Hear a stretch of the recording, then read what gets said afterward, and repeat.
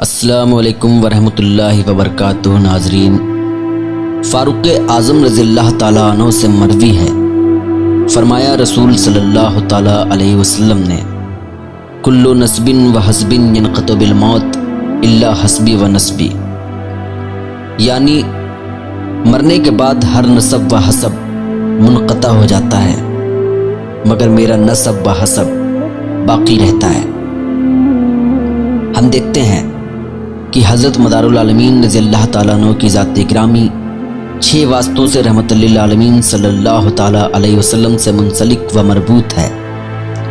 حسبی نسبی اعتبار سے حسنی اور حسینی ہیں، قربت عظمیٰ کے اعتبار سے اویسی مشرب ہیں، ولایت کے آخری اعلیٰ درجے پر فائز ہیں۔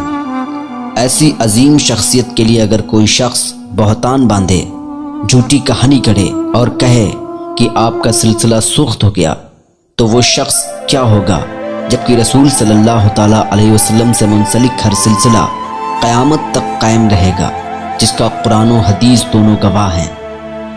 اسی طرح کا ایک شگوفہ میر عبد الواحد بلگرامی نے اپنی شیطانی کتاب سبع سنابل میں پیش کیا۔ میں ان کی تصنیف سبع سنابل، جسے بعض نااہل ایمانیت میں داخل کیے ہوئے ہیں، سبع سنابل کے درجہ ذیل نکات سے سختی کے ساتھ اختلاف کرتا ہوں، تاہم یہ کہنے میں حق بجانب ہوں، اور میرا یہ انداز فکر و بے باکی ایک ذمہ دارانہ طرز عمل بھی ہے۔ سبع سنابل بزبان فارسی 1301 ہجری، صفحہ 63 سنبلہ 2۔ درمیان پیری مریدی ذات باری تعالیٰ پر بہتان کہ حضرت مخدوم نے روز میثاق ندائے العستو بے ربکم پوربی راگ میں سنی، صفحہ 217 سنبلہ 7۔ رسول صلی اللہ تعالیٰ علیہ وسلم پر بہتان لگاتے ہوئے کہا کہ میرے پیروں کے سما کا انکار رسول صلی اللہ تعالیٰ علیہ وسلم کے سما کا انکار ہے، صفحہ 61 سنبلہ 2۔ حضرت خضر علیہ السلام کی اہانت اس طرح کی محفل سما میں لوگوں کے جوتوں کی نگاہ بانی کرتے ہیں، صفحہ 63 سنبلہ 2۔ نظام الدین اولیاء کی توہین کرتے ہوئے کہ سما کی آواز پر اگر میر خسرو قوالوں کو نہ روکیں تو آپ جنازے سے باہر آ کر رقص کرنے لگتے، صفحہ 213۔ سنبلہ ہفتم پر حضرت علی علیہ السلام اور رسول صلی اللہ تعالیٰ علیہ وسلم پر تہمت سما لگائی ہے، صفحہ 170 و 171۔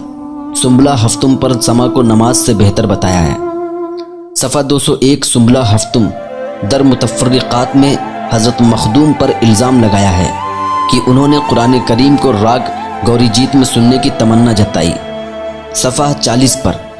مشاہد جلیل القدر اولیاء کرام یعنی غوث و کتب کی اولاد کو فریب دہندہ تحریر کیا، صفحہ 83 پر۔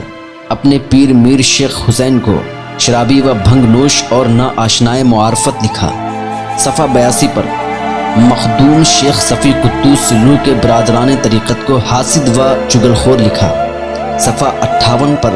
سلسلے چشتیہ کے جلیل القدر بزرگ حضرت شیخ علی صابری کی نسبت اور خلافت پر حملہ کیا، صفحہ 133 پر۔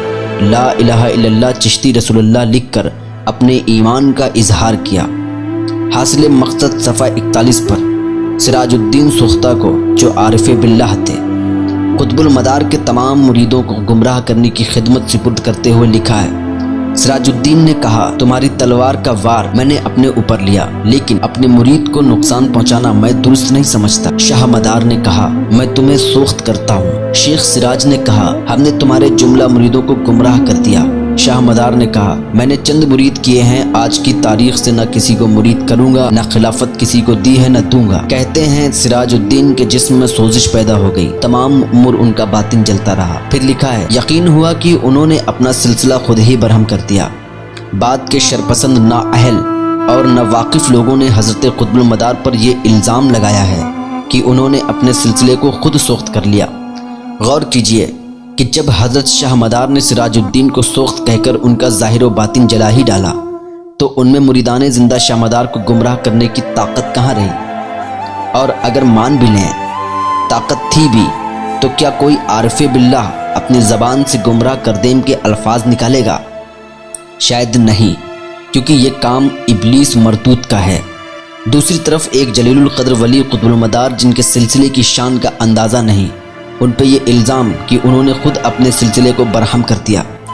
اس طرح کے گستاخانہ الفاظ کہہ کر خدا اور رسول کی بارگاہ میں معتوب ہونا پسند کرے گا۔ جھوٹوں پر خدا کی لعنت۔ عبد الواحد نے یہ بھی نہیں طے کیا کہ 6 واسطوں میں سے کون سا جلا ڈالا۔ میر عبد الواحد بلگرامی کی تصنیف سبع سنابل کا وہ حصہ جس کی وجہ سے یہ مخاصمت قطب المدار سے ہوئی اور درجہ بالا کہانی گڑھی گئی، صفحہ 203 واقعہ سن 989 ہجری لکھتے ہیں کہ فقیر کاٹکولا کے برائے زیارت مزار فیض الانوار بدیع الحق بدیع الدین شاہ مدار قدس سرہ مکن پر پہنچا اور دام عشق میں گرفتار ہو گیا۔ غیرت الہی نے چند لوگوں کو جو معشوق کے ہم قوم تھے مسلط کر دیا اور 9 زخم تلوار کے متواتر ہاتھ اور کاندھے پر کھائے۔ یہ تھی اصل مخاصمت۔ الغرض وہ شخص اندھیرے میں ہے جو یہ کہے کہ قطب المدار کا سلسلہ جو 6 واسطوں سے رسول صلی اللہ تعالیٰ علیہ وسلم تک پہنچتا ہے منقطع ہو گیا۔ کسی گڑی ہوئی کہانی کے تحت اس کا ٹھکانہ جہنم۔ دراصل حضرت زندہ شاہ مدار رضی اللہ تعالیٰ عنہ کا وہ رشدی سلسلہ جس میں تمام دیگر سلاسل چشتیہ، قادریہ، سہروردیہ، نقشبندیہ، قلندریہ، اشرفیہ، ابو العلیہ، صابریہ، فاروقیہ، مختومیہ، صفویہ، شمسیہ، امدادیہ، رفاعیہ، رضویہ وغیرہ آ کر ضم یا جذب ہو جاتے ہیں، سوخت یا سوختہ کہلاتا ہے۔